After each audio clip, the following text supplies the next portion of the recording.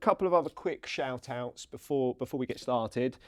Signal, you'll have seen them on the big screen as well before we go. Obviously, when you're building something from scratch, getting that first couple of people that are like, okay, you guys are cool, we want to support you. And we're really lucky. We have 3 companies that are doing that for us right now. Number one is Signal. They're a VC. They're kind of focused in the maritime space, but they always want to talk to really clever people. So just always bear them in mind.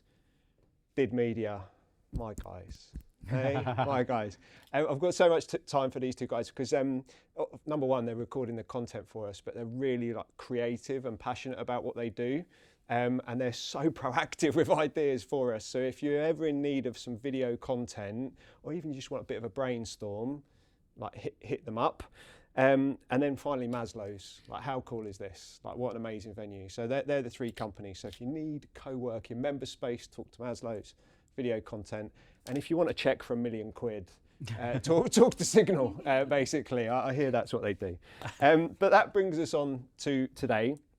I've got Ben with us. Welcome, Ben. Thank you for being here. Oh, you're welcome. First and foremost.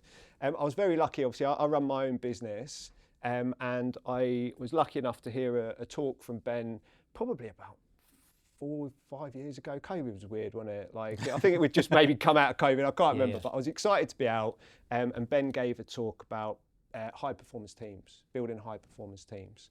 And it stuck with me, man. Like, I think at the day I was at, there was maybe like 8 talks or something like that. And I had barely any notes from the other talks. I had about 4 pages of takeaways from Ben. So I've had it in the back of my mind, how can I get sat next to Ben to share some of this stuff? And we finally made it happen. And in terms of today, to give you a little bit of context, we're obviously going to talk a bit about Ben's backstory, give you a bit of context, which is always good. But we're going to be talking about leadership foundations, what founders can get wrong early on. We're going to be talking about feedback, conflict, and trust, which again, when you're a leader, is definitely something that comes up. I'll be taking notes there for sure. We're going to be talking about performance under pressure, resilience, the knowing doing gap, which is definitely something we're going to drill into. I'm glad you know what we're going to talk about. Mate, I've planned. As ever, if you've been before, you'll notice I've got way too many questions, so we're not going to get through all of this. Scaling, repairing culture. We're going to talk about founders' mistakes, setbacks, and then we're going to talk a bit about where Ben is now with his current business that he's scaling, Atherio, and that brings us very much up to date in terms of that AI space and where we are with leadership and what teams might look like in the future and all that type of stuff. In terms of that, I'm planning to maybe spend about an hour and 10, something like that, us talking. I'm hoping at that point there may be some hands that come up. We definitely want it to be kind of interactive. And again, like, don't be shy, basically. So there we go. Ben, hey. Welcome. Super quickly. Okay. Give us a little bit of who are you in 2026? Yeah. And then we'll jump back and perhaps tell a bit of the origin story from there. Okay. Who am I in 2026? First and foremost, I'm a husband, dad of 2 boys. So I've got a 9.5-year-old boy, 8-year-old boy, who love fighting each other. I'm a second-time founder, so we'll come into that in a bit more detail. But founded one business 5 years ago, and I founded Atherio last year, and what else? Failed rugby player. Yeah, and I like doing long runs. Yeah, you do. I do. I think we should mention the long run. There's one in specifically, and maybe more than once actually, that caught my mind. What's the biggest challenge you've taken on physically, do you think? So I guess about 5 years ago, I was approaching 40. I'm 42 now. I was approaching 40, and I thought to myself, like, I probably should start getting in some shape. Really, like founding a business, probably put exercise to the back burner a bit. And I ended up doing a bunch of different challenges that culminated in my 40th birthday present to myself, which was I ran the Marathon des Sables. Does anyone heard about the Marathon des Sables? So Marathon des Sables, basically when I was younger and there was a program called Live and Kicking on TV in the UK. Anyone might be familiar with that. There was also on Channel 4 on the other side, there was a program called Trans World Sport, where they showed like really obscure sports. And I remember watching like this dude running up and down these sand dunes across the Sahara Desert and thinking to myself, that looks amazing. So my 40th birthday present to myself was running 6 marathons in 6 days across the Sahara Desert, carrying all of my food, all of my water, all of my clothes. Yeah, and getting loads of blisters and having to treat them myself and stuff like that. Next level, yeah. I'll take my hat off 100%. I love the challenge, and I think it probably speaks a lot to Ben's personality, which we're going to tease out now in terms of how that all comes across. So that's where we are in 2026. I think it would be useful to get a little bit of that, origin story. How did you get to where we are now? Perhaps starting, straight out of, uni. I know there was that period into England rugby. Yeah. So I basically grew up thinking I was going to be a professional rugby player. At 20, I was at university playing rugby, and I got released from my contract, which was terrible and good at the same time. So in my first 2 years of university, basically, there's no one here from University of Hertfordshire, is there? No. Okay. So I was playing with Saracens, a Premiership rugby club, and kind of the academy players were pretty much told that as long as you turned up and went to your lectures, you didn't really have to worry about your grades.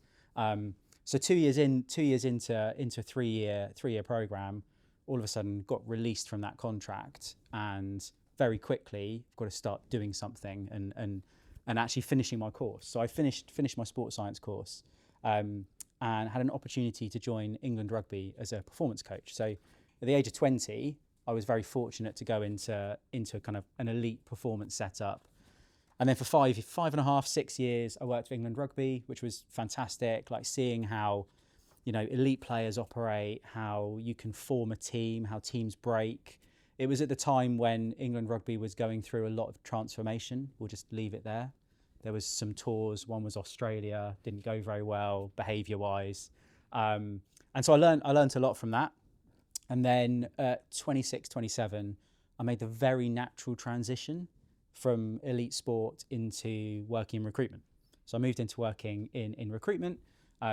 Effectively, rugby didn't pay very well, and I kind of needed some money to live. So one of my friends worked in recruitment, and he said, actually, I think you might enjoy helping people find new jobs and coaching them through that. So I did that, and then I spent the next 13 years, I reckon, in kind of the people and talent space, building up as like a first-time team leader, making loads of mistakes, leading a small team, becoming a manager, becoming a director, until January 2021, when I left full-time employment. So I was head of people and performance for a private equity-backed scale-up business. We went from 25 people to about 240 in 3 years. Opened various offices up around the world, and I saw an opportunity there where I realised there's like a methodology that we'd created about how to create really good managers and leaders of people that not only drove performance but drove people's well-being as well. So I handed my notice in to my CEO on the 4th of January 2021 at 8:30 in the morning. And which went really well. Like he took it very well. And I'm not sure if anyone remembers the 4th of January 2021. You should do, because in the UK at 4:30 we went into a 3-month lockdown. So I went from being employed to unemployed, starting a new business, which was this leadership development consultancy that I was going to take and help other people kind of develop their leaders. And then we went into a 3-month lockdown. And the phone went 2 hours later at 6:30 p.m. And it was my CEO calling back. And he said to me, "Would you like your job back?" And I'm stood in our kitchen. I can still picture it today. My wife's kind of about 10 feet away from me, the other side of the island. She's going, "Yes, you do want your job back."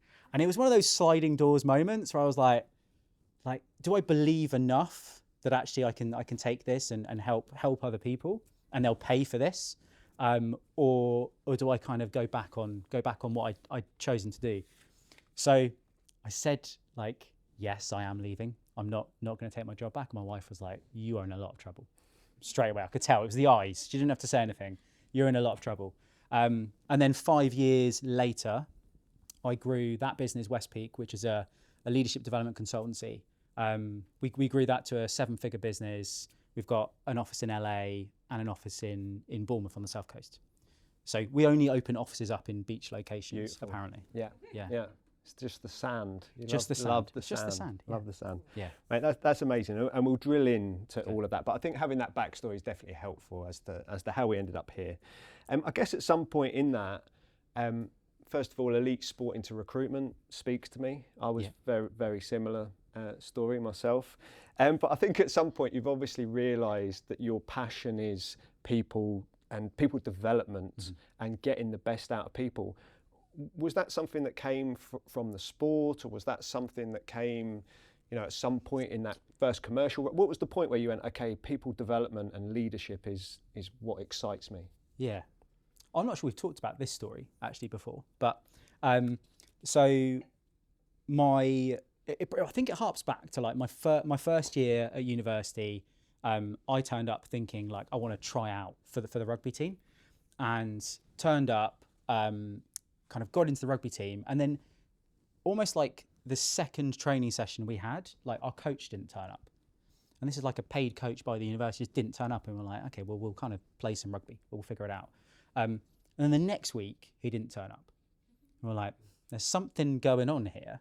And then we heard back from like the university sports coordinator that actually like he'd gone AWOL, and they weren't going to be able to find us a coach. So for that first year of university, we had a decision. It was like, either we're going to be a rugby club that's got a drinking problem, or we're going to actually create something here. Like, what do we want to make out of this? And so there was like this kind of like left or right moment, and a bunch of us kind of got together and was like, right, we're going to figure out how to coach this team ourselves.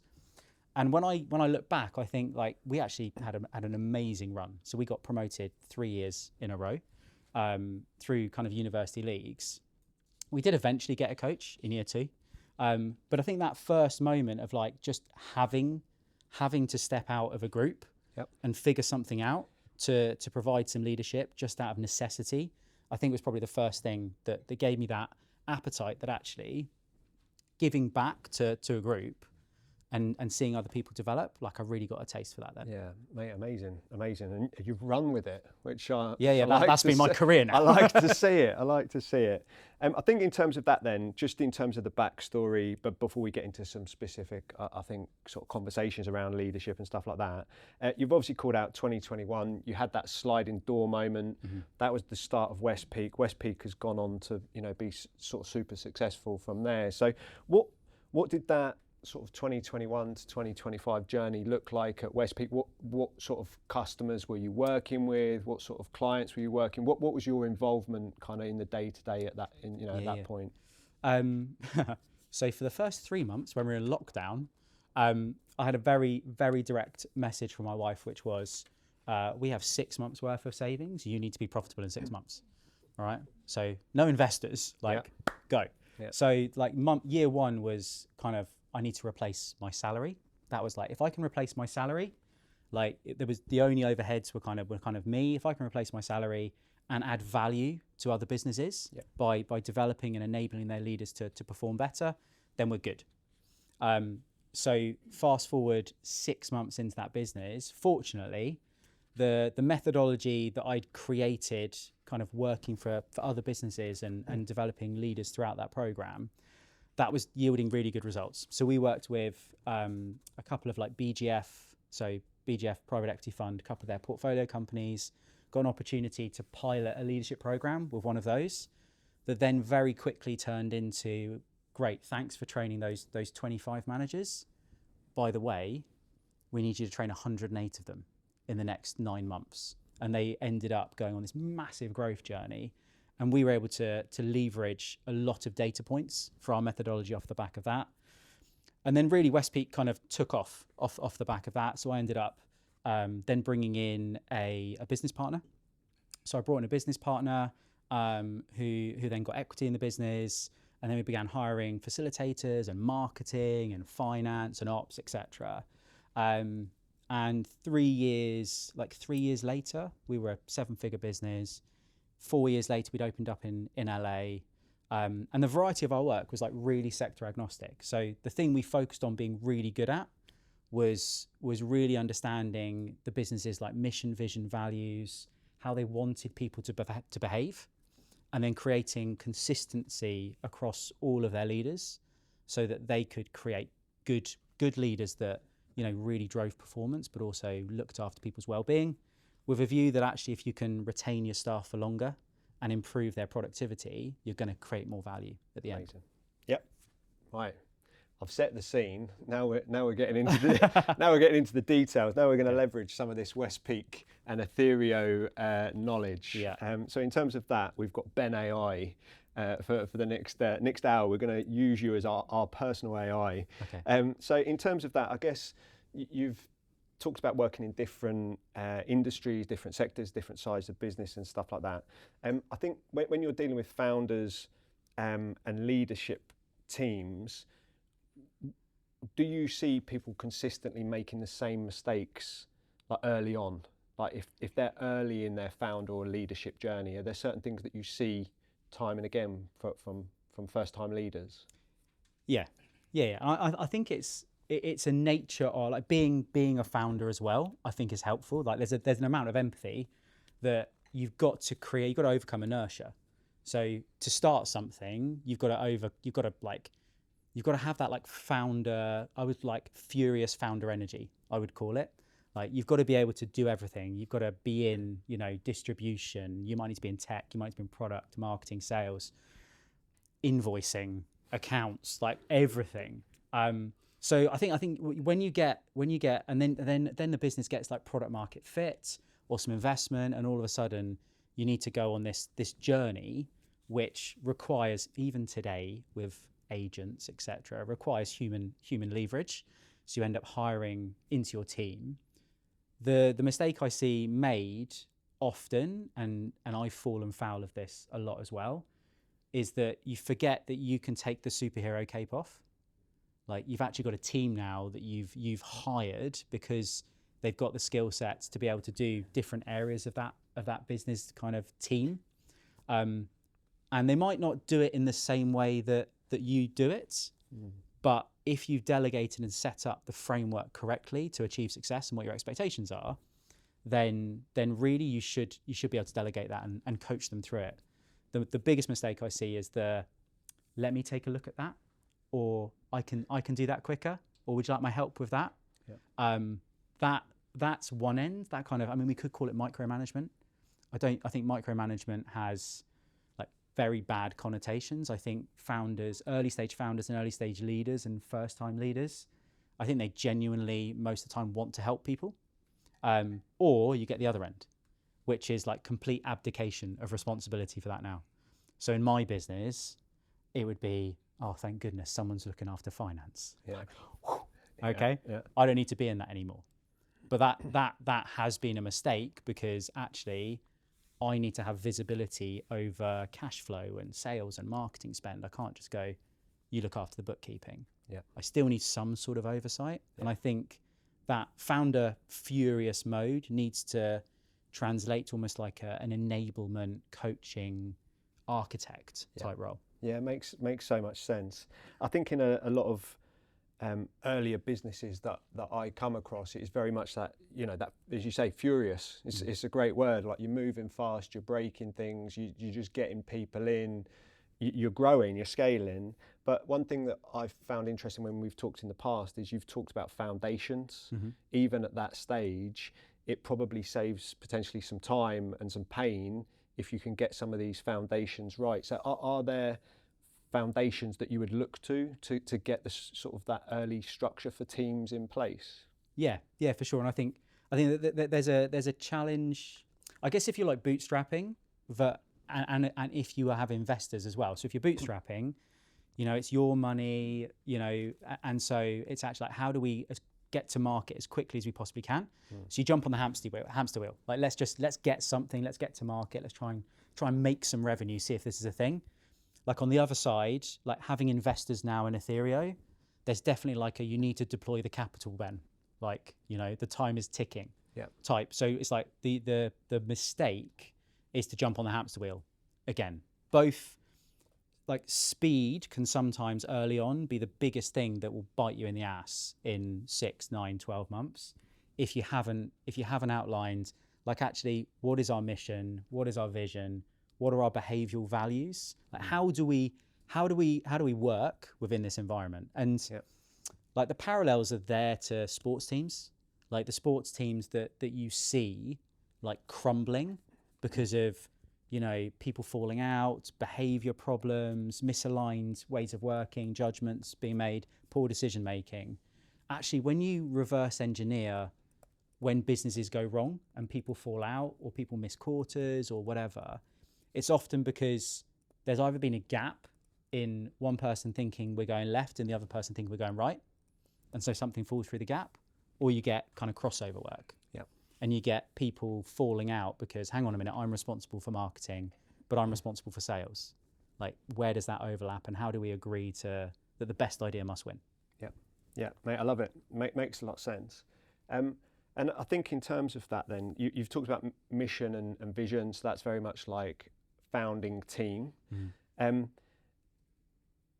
guess some of this will also apply if you're in a bigger enterprise as well. Like, if you're a first-time manager, a team of 6 or whatever, should you be having similar type of conversations, or should you be talking about, like, communication preferences, ways of working? Should you build this sort of foundation of how you're going to approach management, regardless of whether it's startup or enterprise? Or yeah.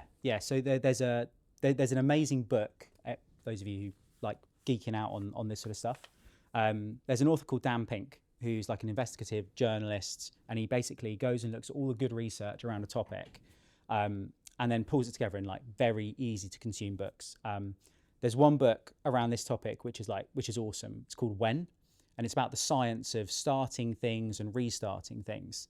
And I came across this book about, I say, 5-6 years ago, and it, like, put all the pieces together for me, because one of the things, like, if you're in an organization and you get promoted, you've been promoted generally because you've been a really good individual contributor. Like, congratulations, you are really good at sales, you're really good at finance, you're really good at tech. Yeah, great. Now what we want you to do is hire a team, create a pyramid underneath you so we can leverage, you know, capacity and build that team out. But that's a very different skill set. It's a very different skill set from being an excellent individual contributor to now being responsible to enable the performance of other people. And one of the things that I've always done with every business that I've had the benefit of talking to is understanding how they onboard a new member into that team to start with. So at the moment, if you've got a new member, and a team is, like, I categorize it as 1 + 1. So anytime that there is one person hiring a new person, that's a team. 2 people are a team. How do you onboard that person in terms of, like, ways of working? Do they understand how we give feedback, how to receive feedback? Do they understand, you know, our meeting patterns?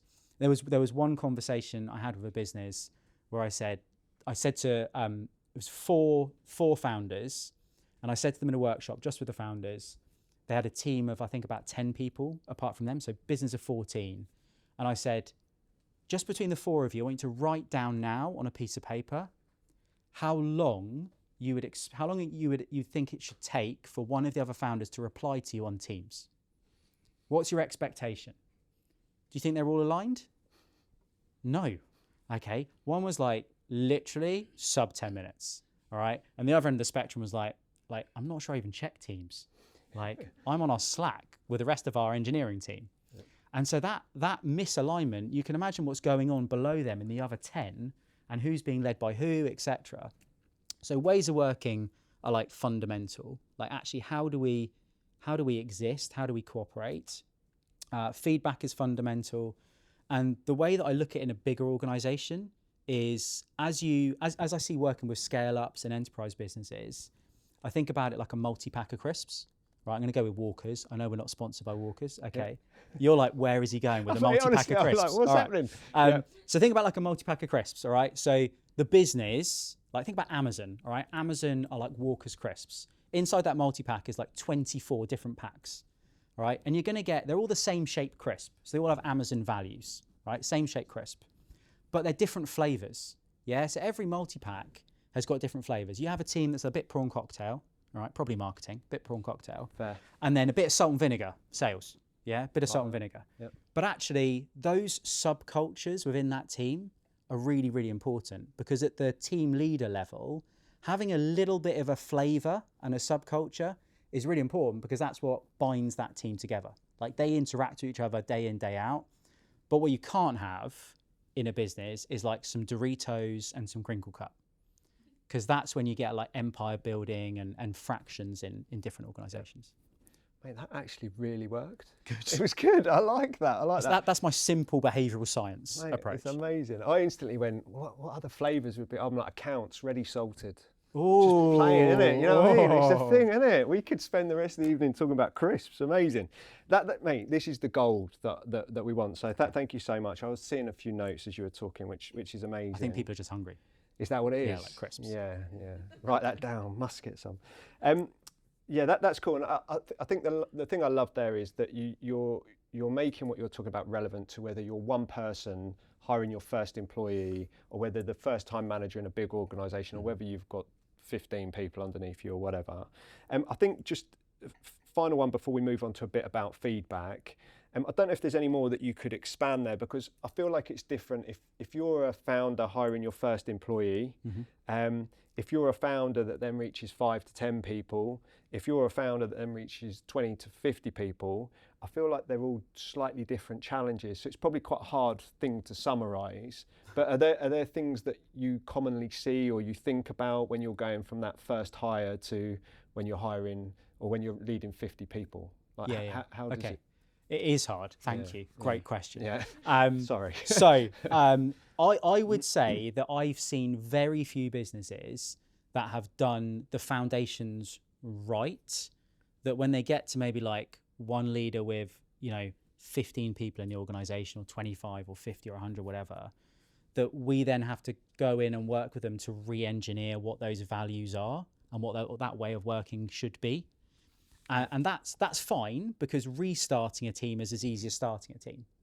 Like, actually, we restart every Monday. Like, our brains as humans are very good at going, I had a crappy week last week, but it's Monday. All right, I can restart. Like, Lent's one of those. Who's given something up for Lent and already stopped it? Probably quite a few of us. But actually, like, we give ourselves a bit of like heat there and go, well, actually, that's a bit annoying, but we can park it and move on. So what do I see? I see the most important bit is how you hire to start with. So what are you hiring for? Are you hiring because you want a bunch of mini-me's that you can just get on with? Like, actually, that creates a real problem. And what you want is diversity of thoughts, diversity of skill sets to enrich the DNA of your team as much as possible. Yep. So I would be super proactive on that from day one. Like, you need the skills and experience, but be proactive on the cultural bit as well. And then relationships. Relationships are really important. So you said about, a team of one leader to 15 people. That scares me. That gives me the ick already. Yeah. Because when you look at the research around optimal team sizes, like one leader to 5 to 8 is probably about right. The minute you go over 8, my question mark in my head is, if that leader is also an individual contributor, which in most businesses, startups, scale-ups, they've got some tasks to do themselves. They've also got individuals and a team to look after. So that once you go above like 8 in terms of critical mass, it's very hard for that leader to be doing the right amount of coaching of people, the right amount of one-to-ones, the right amount of follow-up, etc. Particularly when you might have disparately spread teams, hybrid teams, etc. The job of a leader, I think today, is way more complex than it's ever been. And by leader, you can insert manager, team leader. That's one thing. So there's an element of proactivity now, today, which is really, really important, because even when you're in a business and you might be in the office 5 days a week together, I guarantee you'll be sitting next to people and you're on Teams calls with other people for the majority of that time as well. Yeah. And so actually being proactive about how you lead, when you lead, and optimizing the time you've got is super important. Yeah, makes so much sense. So much sense. The bit that I circled, probably the bit I need most from this session is feedback. Not necessarily for me, Do you but want some now? I will always take it. Yeah, I'll always take it. But no, it's like it's such an important part of being a leader. Giving feedback is such an important part of being a leader. Speaking for myself, sometimes I find it hard. I'm great at giving good feedback, but when it comes to giving bad feedback, it's hard. Yeah. So I'd love to, if we can perhaps segue in that sort of direction. What's your view on that? And is what I'm describing something that's common? Do you see this, often in terms of that feeling, and how would you approach it if you were a leader of people? I'm going to start with the worst feedback I've ever received. I'll start with the worst feedback. And it's not the worst feedback. People have said worse things to me, but it's the worst. It's the best example of terrible feedback. Okay, I once worked in an organisation, trying to protect some people here. Once worked in an organisation where I reported into two people. All right, this is another thing. Don't have people reporting into two people. All right, that's the first mistake. So I reported into the CEO and the COO. All right, so I reported to those two people. I was in a people and performance role, trying to make it quite vague, but you can probably work it out. Yeah. And we had a really good promotional process. You achieved these criteria, these performance measures, you exhibited these behaviours over time, and you were able to go forward to a promotional panel where you would then pitch for you to get promoted. People make a decision, you get promoted. Okay, great. I know it was great because I created it, all right? I know it's a little, okay, I created it, but that's important. So I created it, and then I was held accountable for it, to it as well. I kind of achieved everything, and I've sat down in a one-to-one with the COO, and I'd achieved everything on there, and I was like, look, I've achieved all this stuff. And he was like, yes, you have, I agree. And I was like, amazing. And I'm thinking, pay rise, okay? I was like, this is great. The business is flying as well, commercially, so I'm definitely thinking pay rise. And he said, right, well, I'm going to go and I'll speak to the CEO, and we'll come back and we'll sort your promotional panel out. Okay. We had a one-to-one every week, right? So it was a good cadence, same time, every week, great cadence. Next one-to-one comes, and he didn't mention it. And I was like, that's odd. Yeah. Next week comes, he didn't mention it. I was like, I'm not letting this one go. And I was like, by the way, insert name. I noticed that we haven't talked about my promotional panel. And he was like, yeah, been meaning to talk to you about that. And I was like, well, we're here now. Let's have the conversation. And he said, I spoke to the CEO, and he said that your star hasn't been shining as bright for the last 6 months. So we think it would be in your best interest if you waited 6 months when we'll be doing promotional panels again. And I was like, okay, what do I do with that?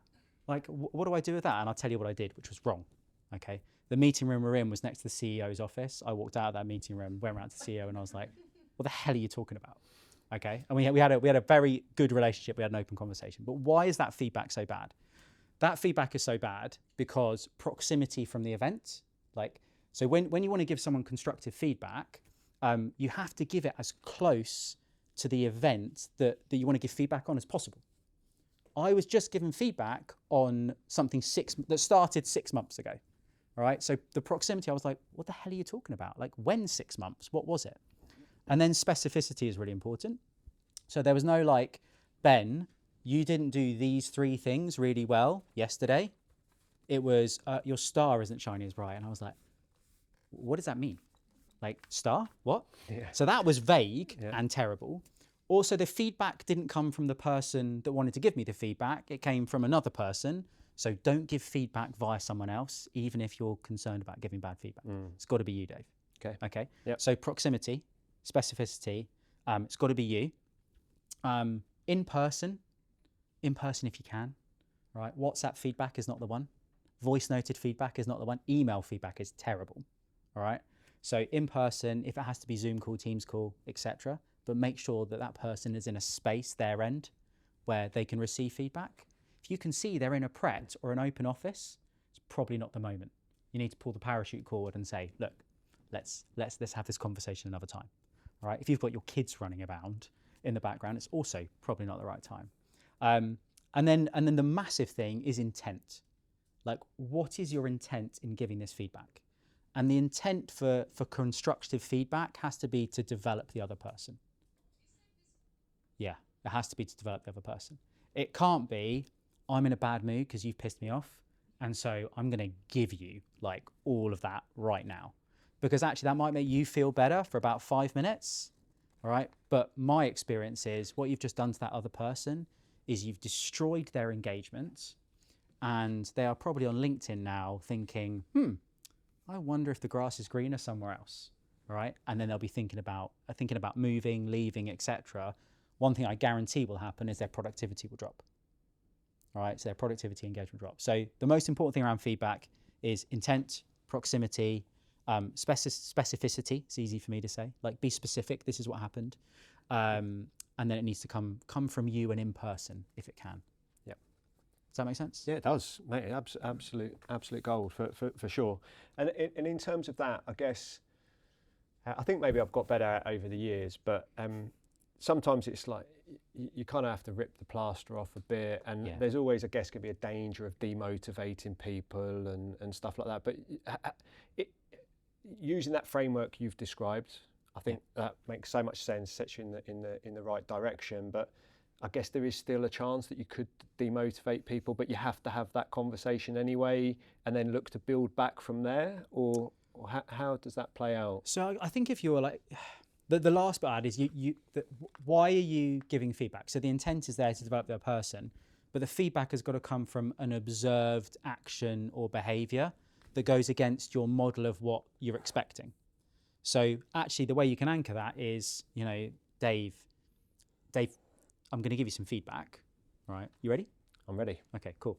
So I wouldn't say you're ready, but I'm going to give you some okay. Feedback. Yeah. The feedback is about the meeting, the pitch we had yesterday with that customer.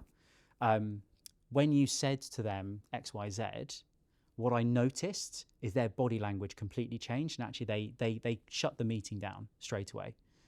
Why do you think they did that?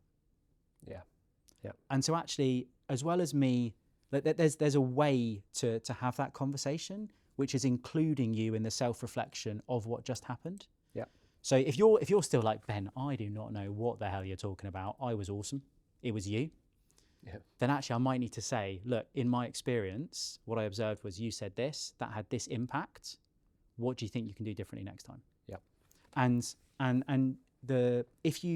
my experience, my observation is myself with my teams and coaching like over 2,000 leaders now in the last 15 years, is that the leaders who avoid having the difficult conversation early on only have messier, uglier conversations later. Yep. And so picking off a small band-aid is better than open heart surgery. Yeah. Oh man, makes loads and loads of sense. And I think the takeaway for me there as well is like, it sounds like a constant feedback loop, and the feedback is coming as a coaching exercise, rather than it building up, and then you're giving feedback that's like this whole massive shit show or whatever. It's like quarterly review. I've got 15 things to pick you up on, like on Wednesday, the 13th. Yeah. And the other bit that really works is like reciprocity. So reciprocity is so powerful. If I do something for you, you're going to be inclined to do something for me. So how can you overcome people's emotions of receiving constructive feedback? Get into the habit of asking them for feedback about you and how you're leading them first. Yep. And the first couple of times you ask your team, and don't ask them like, am I leading you well? It's like, yeah, I still want to be paid next week. It's like questions such as like, what am I doing right now that is getting in the way of your performance? Yep. Then you're going to have to lead a load of silence, and in an uncomfortable way, they will not say anything. I'm like, nothing, Dave, it's fine. You're great. But you've got to say, like, no. Yeah. Like there is stuff I know that I've got blind spots on that I'm not doing really well. If you had to say one thing, what would it be? And leave some silence. And then you will start to get their little is Dave really open to this? Yeah. They'll say something, and if you're like, yeah, but, and shut it down, they will never give you feedback again. Yeah. So it's then about receiving that feedback, thanking them for that, like taking it away. And that then creates a relationship of like a bit of a mini feedback culture. Yeah. Where actually then, because they're giving you feedback, they will be more open to receiving developmental feedback as well. Yep. Makes sense. And I think as a leader, I feel like there always has to be that element of empathy. as well. And I would hope some of the feedback that they're giving to you isn't completely blowing you from left field, that they perhaps are saying something that you perhaps know you have as a quality in yourself anyway. So does it ever, is that how you see it, or do you find that people just come up with something that's not even on the leader's radar? I think, like, I'll speak from my personal experience. I think I know, I'm pretty old now, so I think I know some of my blind spots and my weaknesses. And actually, when I'm tired, stressed, fatigued, under pressure, those ugly behaviours come up. Like, I don't want them to, but they come up. So actually getting that feedback from my team members to say, by the way, you were pretty stressed there and you did this thing again. It's like, wow, okay, like, I apologise for that. But I think you've got to be in a mode where be prepared for the worst. Be prepared for the worst, like the warts and all ugly feedback about the darkest bits of your personality that you really don't want someone to say they see. Yep. Because actually that self-awareness bit is really important because it enables you to do something about it. And if my motives as a leader is to enable the well-being and the performance of my team, like that's the ultimate goal, then I'm going to have to hear some hard stuff about the stuff I don't do well. Gets you to where you want to be as a team. Yeah, amazing. In terms of that then, I am mindful, obviously, we are a founder community. Quite often at these events, we talk to people about finding co-founders and, you know, building those initial teams, founding teams and stuff like that. I guess you may have seen situations where founding relationships kind of break down. So I guess in the spirit of helping people get off on the right foot, are there common reasons that you see where founding teams fall apart or relationships crack? Yeah, like plenty. I think it's really like my personal experience. I'll be really transparent with you. My personal experience as well is that when you found a business or you invite that first person in, if you founded it and you invite that first person in, it's quite lonely. Those of you who are founders already, it's quite lonely starting a business. So for someone else to show some interest in wanting to work with you on this little thing you've created, it's like, oh, that's amazing. Like, that's brilliant, fantastic. So I think you can miss a lot of due diligence early on in, like, actually, does this person add something to what we're building that I can't? So my advice would be in co-founders is identify co-founders that are another piece of the jigsaw puzzle, not a replica of you.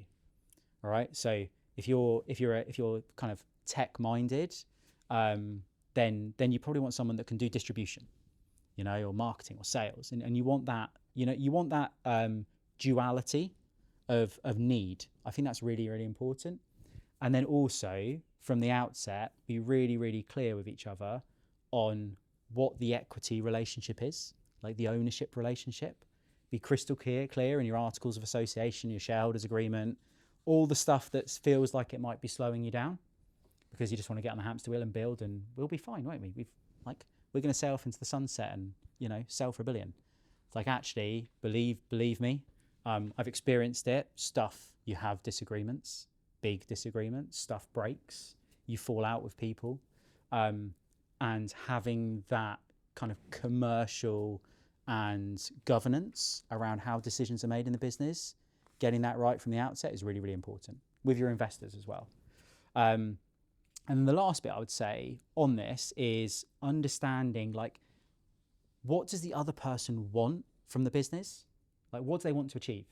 Because you can kind of get excited about the product or the challenge or the market or what you're solving for the world.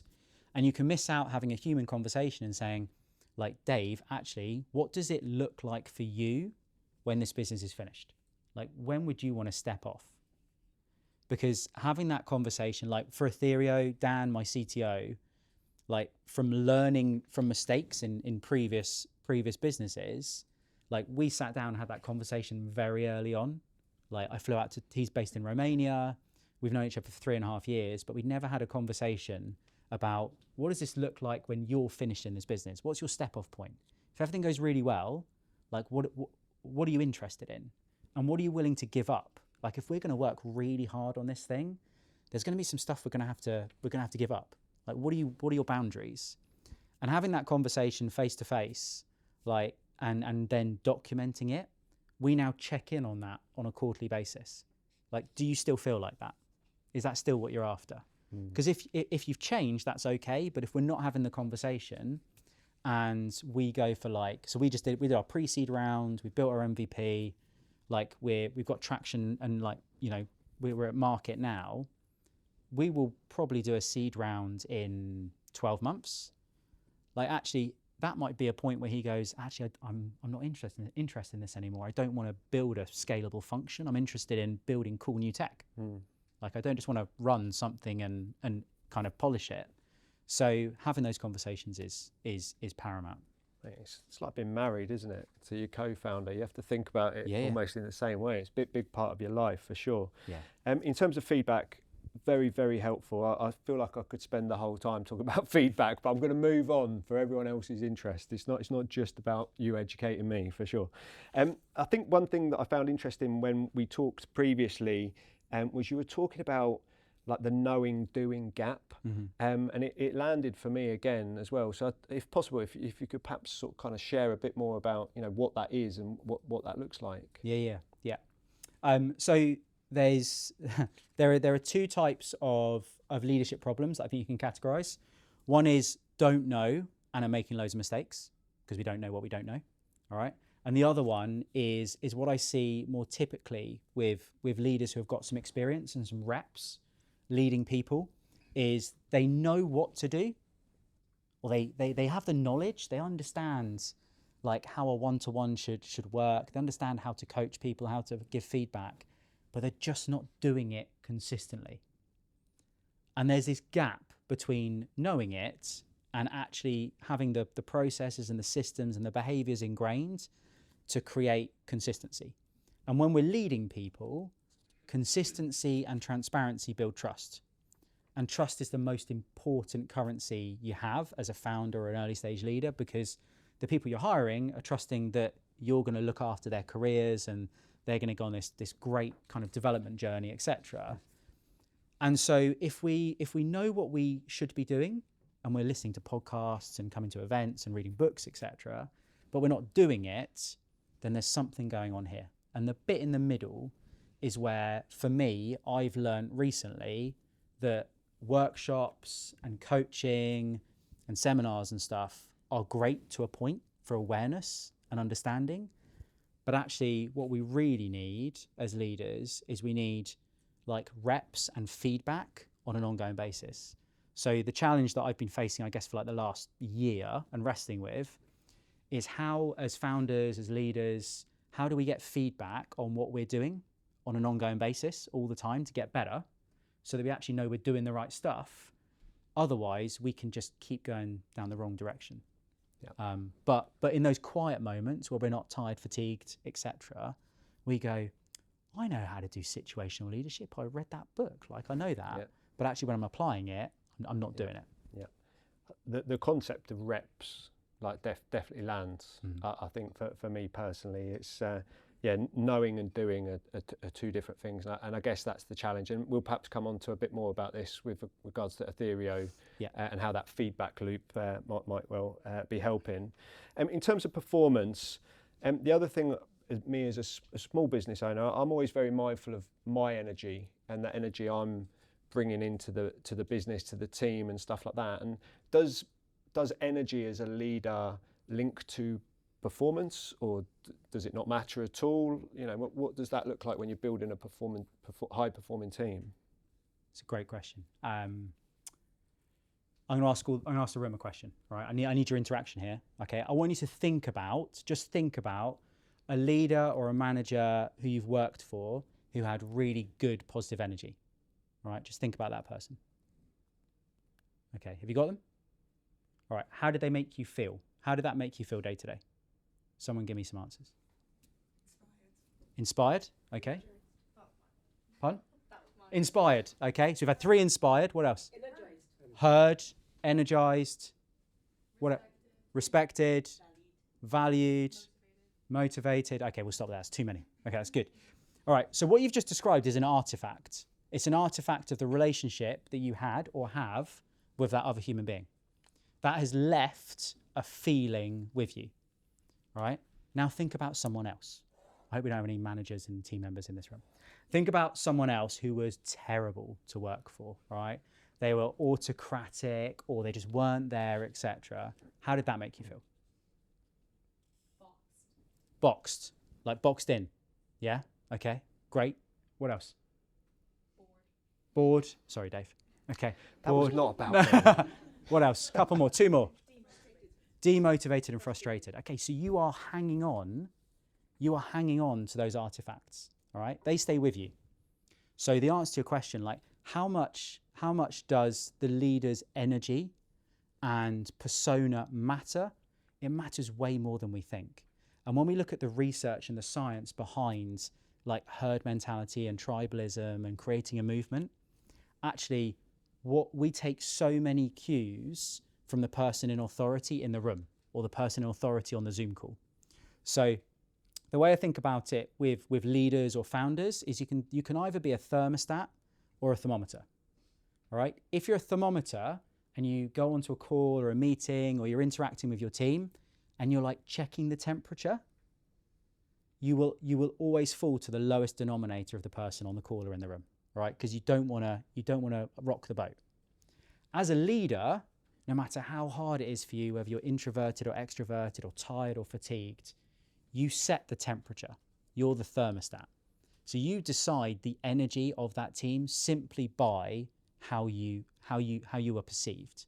Now, there's a bit here about being authentic. Being authentic is really, really important. I'm not saying you need to be super bouncy all the time. But what I am saying is that actually you need to be aware of the energy you give off. Because the energy you give off is contagious. And as we've just exhibited here, it sticks around with people over time. And some of the words you used will be with leaders that you work with now, maybe. Some of them will have been years ago. All right? My feedback example has stuck with me for 7 years. All right? And whenever someone says feedback to me, I still think stars and shining as bright. Yeah. Right? Yeah, so does that answer your question? Mate, that is absolutely nailed my question. The crisp analogy is gone. Oh, I'm a thermostat, man. yes. That is what it's all about. We're a room full of thermostats. That's what we are. But no, seriously, like, absolute gold. Okay. Like it resonates so strongly with me. And I'm hoping everyone in here, you're going to be mindful of this on the next Zoom call you join, aren't you? Whether you're directly managing people in your team or not, like let's control the temperature. So yeah, it makes a lot of sense. In terms of that, then it definitely then brings in an element of self-leadership. Mm-hmm. In terms of being a good people leader, you have to demonstrate good self-leadership and how that plays. And I guess also, as you've touched on earlier, you're aware under pressure or in certain situations, your behaviours change. So again, you clearly are demonstrating good self-leadership there. How does that self-leadership piece play out, and how does that change if you are in a high pressure or stressful situation? Are you asking what I'm like at my worst? No. Yes. Yes. Okay. Yes. I just had a flashback to 4 years ago when I talked about 3 ships. So for me in leadership, there are 3 ships. There's self-leadership, teamship, and followership. All right. So to be a leader in your toolkit, you need to be good at self-leadership. You need to role model, because believe it or not, your team are watching you the whole time, right? When you're at your best and when you're at your worst, all right? So it's so hard because you are being scrutinized no matter what you do. And that's really important. So you need to be authentic, but also you need to really think about how you give feedback to people, how you talk to people, do you react emotionally, or are you able to take a breath and respond? Do you jump in to save the day? Because actually, if you jump in to save the day with your team, you become a single point of failure rather than agency, like creating agency. One of my team's least favorite questions that I ask them, no matter how many people I've led before, is what would you do if I wasn't here? Right? They hate it, absolutely hate it. But it is the answer to removing me as the point of failure in their decision-making and problem solving. So we've got a problem. What would you do if I wasn't here? And they'll look at me like, Ben, you're a dick. All right? Why are you asking that question again? But actually, after a few reps of that, we then have a micro-coaching conversation, and then they stop coming to me with, I've got this problem. They come to me with, Ben, we've got this problem, and here's a couple of potential solutions. All right. So that self-leadership bit, resisting being the subject matter expert all the time, even if you know the answer, is really important from a self-leadership bit. So there's role modeling, then there's seeing yourself as a coach and an enabler of other people rather than the superhero in the team. And then the last bit is vulnerability.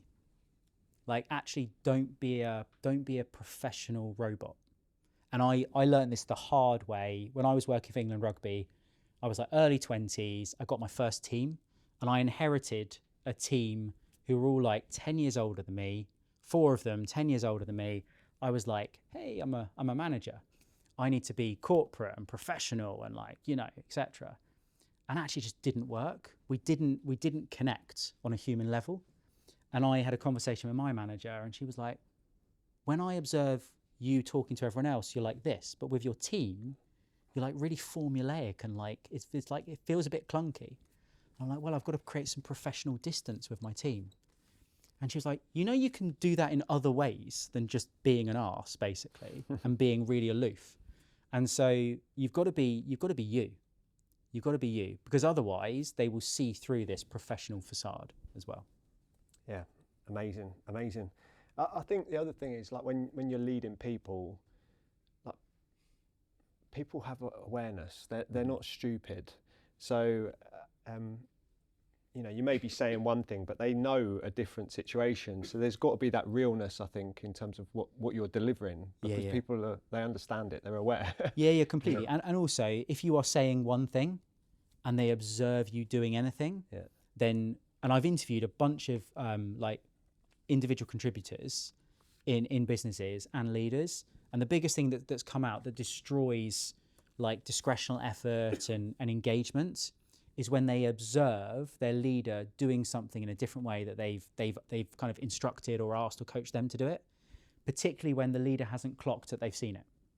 So if they observe a leader interacting kind of with their peers, leader to leader, in a different way to how they would expect their team to, then all of a sudden you get this fracture in culture, and it feels like leadership and the rest of the team. Whereas actually what you want to try and create is a unified approach to behaviour. Amazing. I'm going to build on your reps approach. I love it. I love a system. So you've obviously talked about doing reps. I feel like there is an element of routine that could perhaps help founders or leaders. So my question that I wrote down here was, if you could build like one weekly routine into every founder or leader's calendar, you know, what would it be? You know, if you're going to block out a bit of time to do one particular thing weekly or whatever. Yeah. Sleep. Good. Yeah. Good. Done. Yes. Sleep lots. Yes. This is like really resonating with me, because I just did some work with my coach today on this. So I'll practice what I'm learning through him as well, which is, the first thing is a leader's calendar should not be full. All right. So you need to protect time in your Outlook, in your Google, like to do some thinking and observation and leadership work. All right. Otherwise, you'll be like, oh, sorry, I've just got one busy week. That's fine. One busy week becomes a busy month, becomes a busy quarter. All of a sudden, you've lost 2 of your team members because they weren't getting any development, right? Or something's broken.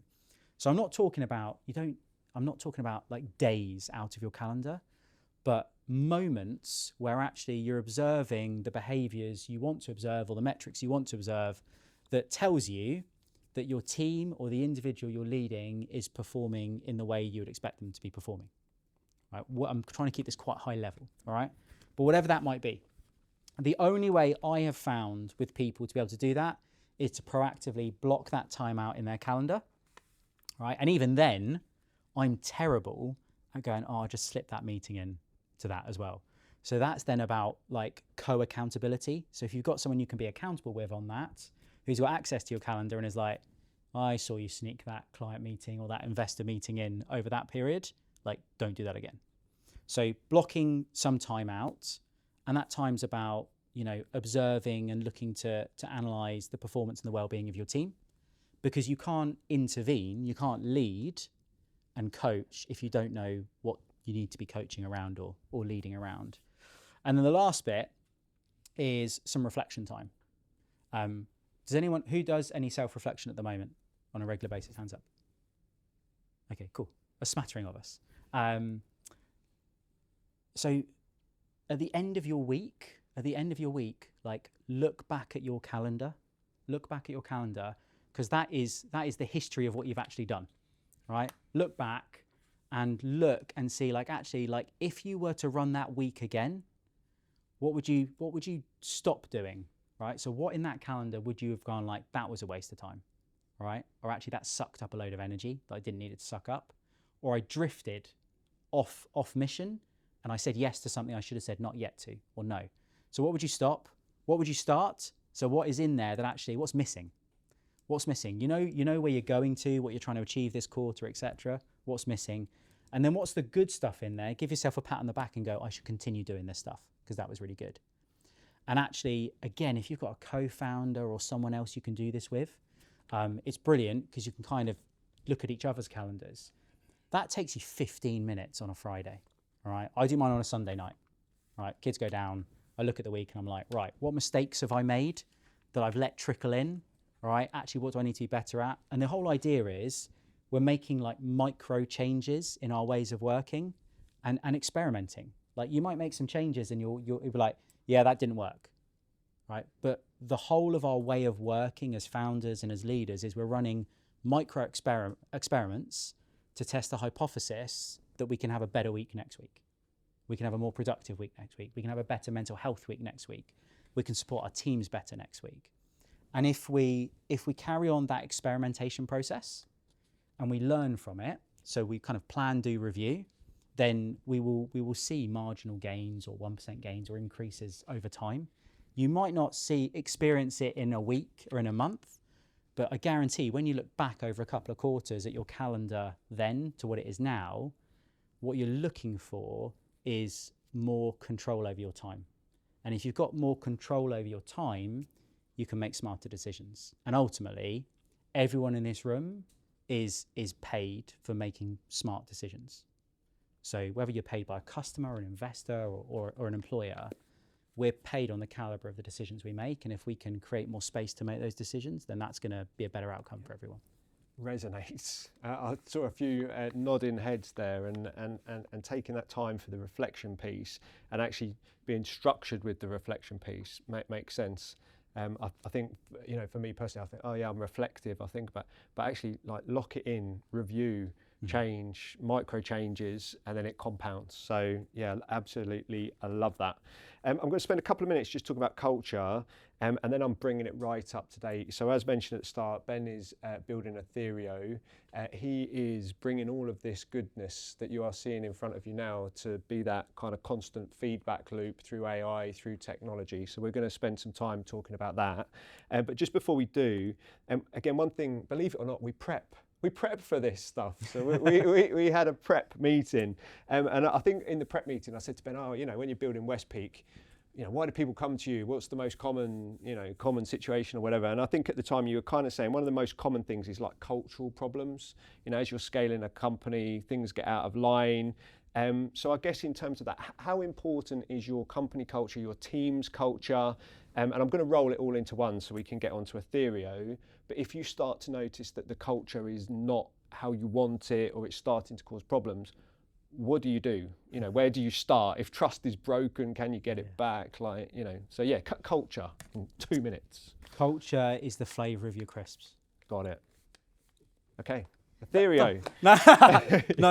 It's like culture. Like culture is everything. So even when you think about like hybrid teams, which are part human, part agent now, and I know I work with businesses where they've got agents that have job titles, roles and responsibilities, they're on the org chart, etc. And so people are leading very 21st century teams. But I will come back to my definition of culture is that it's the artifact of the relationships in the business. All right. So really, you can only taste culture, crisps. You can only taste culture afterwards. It's the artifact of the relationships that people are having in that team. So therefore, like how can you assess it?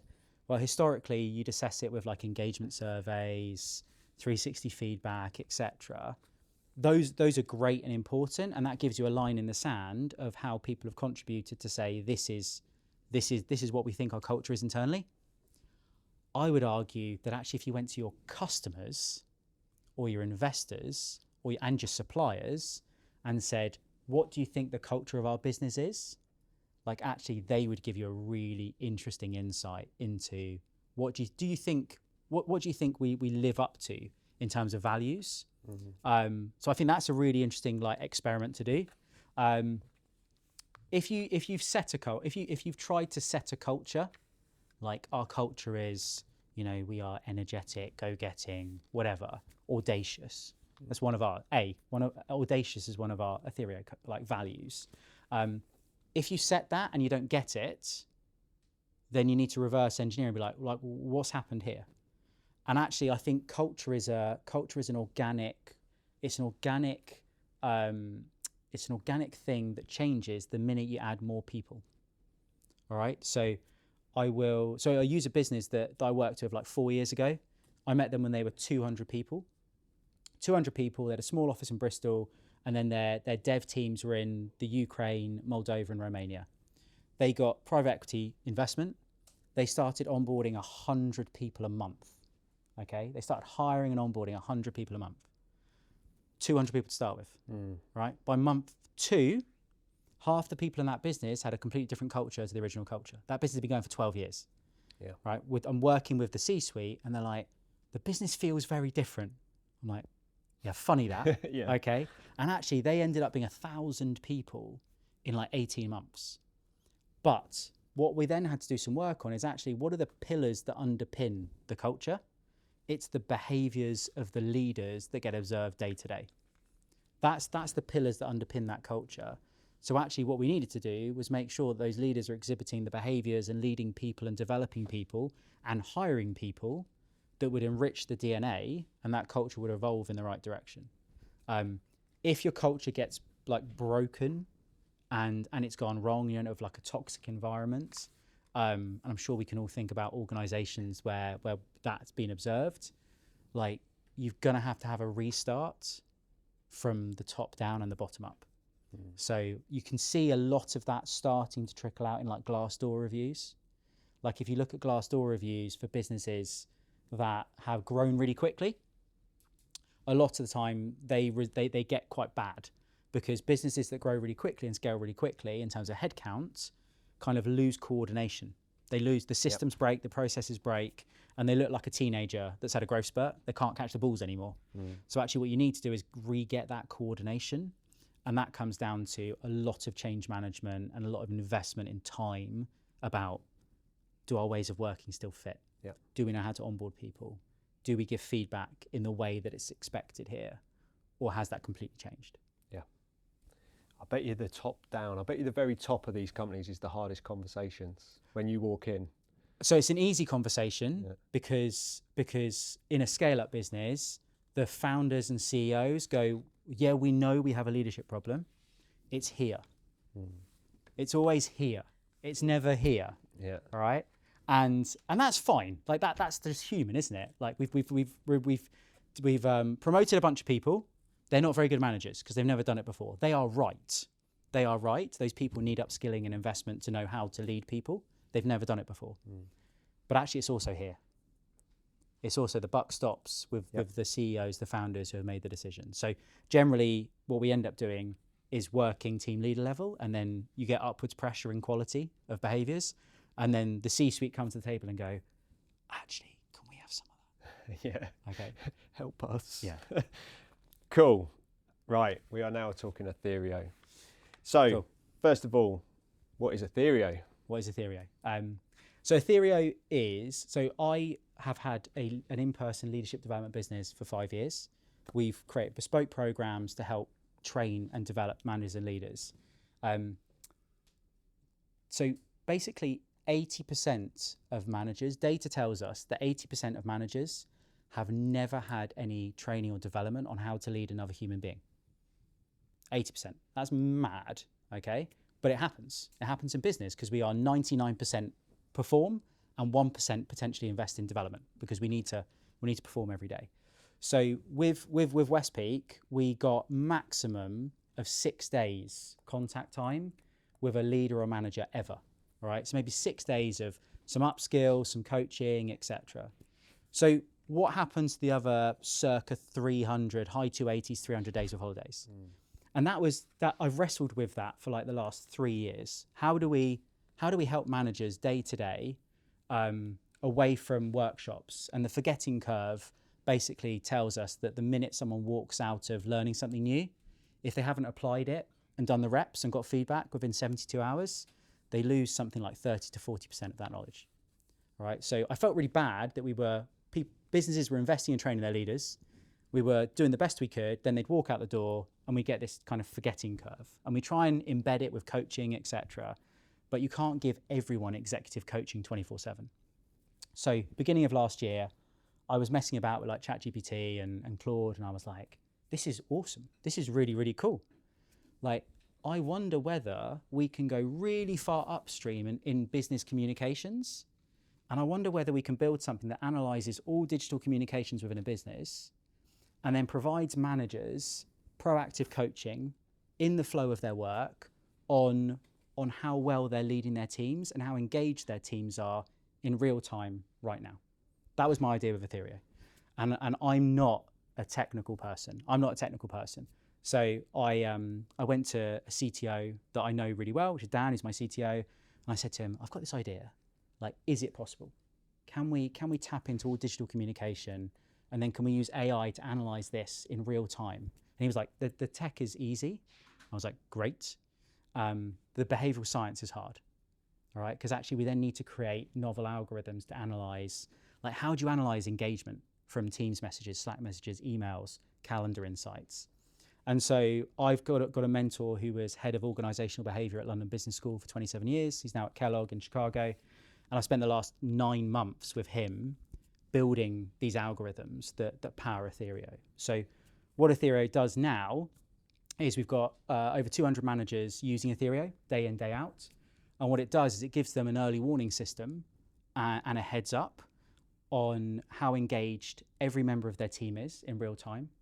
It provides them that knowing, doing, kind of closing the gap bit. It gives them feedback on how well they're leading their team. Both affirmational, so it does say well done from time to time, do more of that, as well as corrective feedback on their language sentiment or how well they're leading their team in relation to their business's mission, vision, values, and cultural behavioral norms. So you could have a high-performing business in, like, Save the Children, for example. A high-performing leader in Save the Children would look very different to a high-performing leader in Goldman Sachs, for example. All right, because every business has their own cultural norms, their own flavor of leadership. So yeah, what we've basically done is put Yoda on the shoulder of every manager everywhere. And my mission is to democratize leadership development and have Atherio used by 10 million managers in the next 3 years. So we're at 200. So I've got a few to go. I believe. Yeah, I believe it's coming. And I think the reason I believe is because I think it speaks to the room. You know, I think anyone leading people values feedback. Anyone leading people wants to be a better leader. And if someone in real time could give you that constructive feedback, the affirmations, the things to work on, I think we'd all say, yes, I want it. But the problem is exactly as you've described, of I haven't got time, or I can block out 2 days to go on a course, but then I forget all about it because I'm too busy focusing on performance. So it makes loads of sense. In terms of what you're measuring, then, you know, if you can't share too much, you know, don't feel you need to. But in terms of that, what are the typical kind of metrics that you're looking at, or you're getting Atherio to look at to know if a manager is performing? Yeah. So I can't go into our patent pending algos, but we basically measure. So dynamic employee engagement is one of our algorithms. It's one of the measures, which is effectively how do we measure engagement in real time in an organization. Now, so we integrate into all digital communications within that business. So emails, calendar, Slack, Teams, HR platforms, CRMs. That gives us a wealth of data points. And then what we're able to do is we're able to analyze, like, language sentiment analysis, We're able to analyse frequency of communications, interpersonal and intrapersonal changes over time. Calendar density is really interesting. Like the insights we're getting from calendar density and fluctuations in that through managers and through teams is very insightful. That then builds into a leadership development index score. So every manager now has a quantitative measure of how well they are leading their team members in line with how the business wants them to, which enables like an organizational leader, like an HR director or a COO, to be able to look at all of their leaders in real time and understand which ones might need some support and help because their team engagement is really high, but their leadership development score is actually quite low. So we know now where the extra help and support is needed for managers and leaders versus like basically the way that leadership development and management has been measured before is your team producing? Are they achieving their KPIs? And let's do a 360 and an engagement survey. And engagement surveys that are questionnaire based generally get two types of people answering them. One is people that got an axe to grind. The other one is the people who want a promotion. So you get that missed middle, and most engagement surveys are about 40% kind of completion rate. Mate, I love it. It's good, man. It's good. I'm going to ask. I don't think it's a hard question, but I'm guessing it's a question that you do perhaps get. Like perhaps as you're first talking to people, managers, thinking, is this surveillance? Like, am I being watched by Big Brother? Etc. So, how do you answer that one if someone's monitoring every email, every Slack? Yeah, I mean, I think the first answer is that's happening anyway. Just to be clear, everyone's Microsoft 365 incidents is recorded. Like everyone who signs an employment contract is signing that their business communications are available for that business at any time. So that is already happening. The point here is, I think, around like I'm under no illusion that we are probably quite early adoption in terms of technology like this to enable the performance and well-being of leaders and their teams.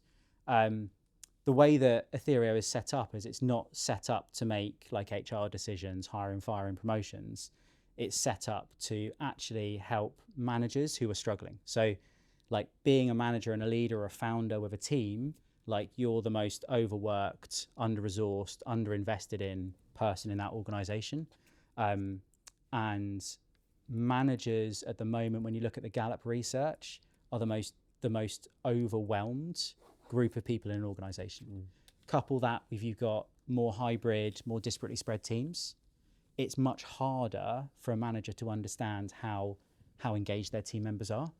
And so one example that kind of sums up where we're at with adoption is I had a conversation with an HR director about 4 months ago, so just before Christmas, and was talking to her about Atherio, and she was like, I get it, I like it.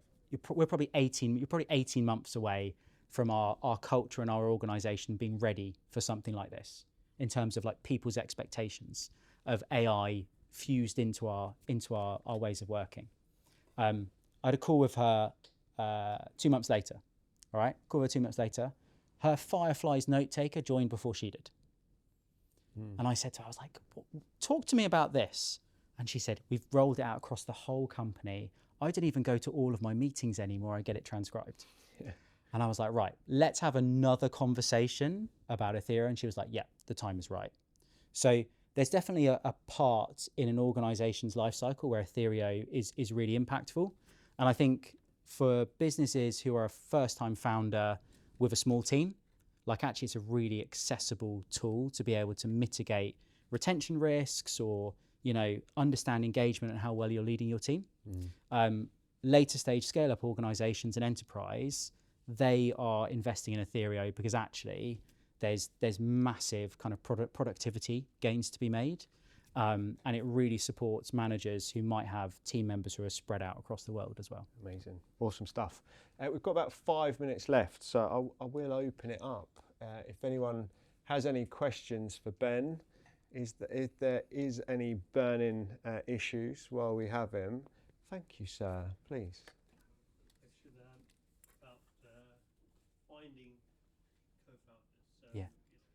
Great about when you get to the recruitment stage and but if you're looking for a founder, do you have any tips or advice?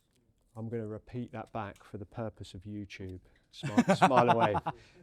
We're asking for tips about finding co-founders. Yeah. So. Sorry, what was your name? Paul. Paul. So I would firstly, I would go to my network. So I would go to my first degree network. Like, who do I know? Maybe not family, but who do I know? Who do I know, and what am I looking for? So what is my ideal founder persona? Like, what do they look like?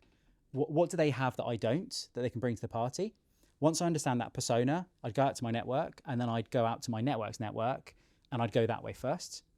And then I would look at the marketplace, or the problem. Where is the problem that we're answering being experienced?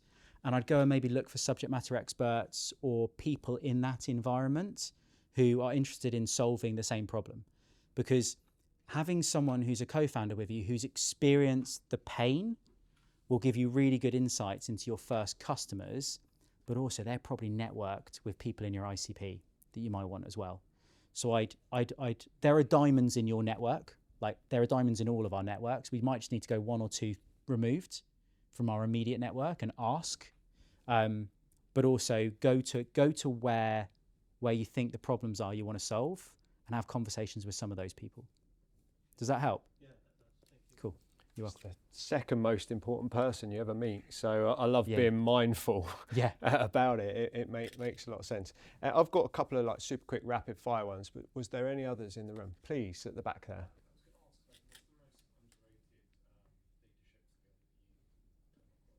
Great question. What's the most underrated leadership skill? Listening. Yeah, I'd say listening rather than hearing, and making sure that the person who you're leading understands that you've heard them. So very, very quickly, like actually repeating back to someone what they've just said to you and asking them whether you heard them correctly is a really powerful way to hear it in your head again and process it. But I would definitely say listening. Amazing stuff. Thank you, sir. Yeah, so I whittled it down to three things because I'm quite excited about the space. But firstly, I'll say the answers are only as good as the questions. So well done to both of you. Yeah, thanks. One is a statement, which is you were talking about how do you provide feedback upwards. Mhm. I think one thing that I learned from one of my old companies in terms of their values is the obligation to dissent. And once you instill the obligation to dissent in all of your employees, they will naturally dissent, not just to their clients, they need to push back, but also in terms of leadership. And it creates that open culture. So maybe that's one thing that I just wanted to share with you. Yeah. Another one is a personal question. Did you ever have an identity crisis when you realized that you weren't going to become a rugby player, or when COVID hit and you lost your job? So that's the personal side of things. Okay. But I'll let you answer that first before I answer. Cool. Before I ask you the next question. The question Did I have an is- identity yeah. crisis? Okay, so did I have an identity crisis when I realised I wasn't going to be a rugby player? Or when you lost your job during COVID. Okay, so no to both. No to both, and I think that probably comes down to when I realised I wasn't going to be a rugby player. I was just young and naive and probably a bit arrogant, and so it was a bit like water off a duck's back. But then I had the opportunity of going straight into doing something in rugby anyway, so that kind of healed the wounds that were there. And then after COVID, when I started Westpeak, I had felt like I had more to give in the leadership development space than I could do in that business anyway.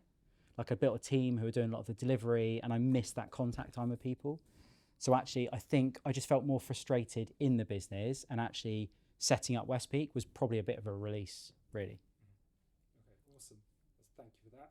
And then the next question is about, you were saying that your company is analyzing managers and kind of bringing them up to the level of the objectives or the missions of the client or the company. Of their business, yeah. What happens if their development is not congruent with their personal development? Does that make sense? So if you're transitioning them to become leaders within the company's objectives, Mhm. but it might transition away from their own personal objectives. Yeah. Is that something that you've considered, or perhaps is that something that maybe you were able to measure? Yeah. Okay. So my understanding of the question is like people have personal values and develop like personally. And what we're talking about with Atherio is we onboard the business's values and we measure people against how well they're performing within the behaviours that are expected within that organisation. Cool. I think my short answer to that is business is generally about value creation. And if a business has kind of set out and co-agreed that these are the values and the behaviours that we expect within this organisation, then to a certain extent, you need to operate within the parameters of the organisation that you want to work in. So I think if your personal values are very different and contradictory to that business's values, then I'd probably argue that you're in the wrong organisation. And what Atherio will highlight is it would highlight that earlier than someone who potentially is just disenfranchised within that organisation and ends up drifting, maybe becoming a bit toxic, etc., and ultimately isn't in a place where they're going to thrive or the business is going to thrive. Amazing stuff. Amazing. Thank you. For me, I'm going to draw things to a close here, but it was one little piece just in the middle of all of that good stuff. But you kind of called out that actually in 99% of organisations, leaders are very focused on like performance and like doing, like ticking stuff off, getting stuff produced or whatever. And the takeaway for me, it's so clear in everything you've discussed today about the importance of development. You've used coach so many times. And I think sometimes as a leader, you can become very focused on hit this target, KPI, sell this much stuff, whatever. But actually as a leader, the takeaway for me in this is actually you're a coach, first and foremost, and the importance of that development piece. So for me, thank you for that. I've really enjoyed listening to you all night, and that's a massive takeaway for me personally. So if we could just end with a round of applause, please. For Ben. Thank you.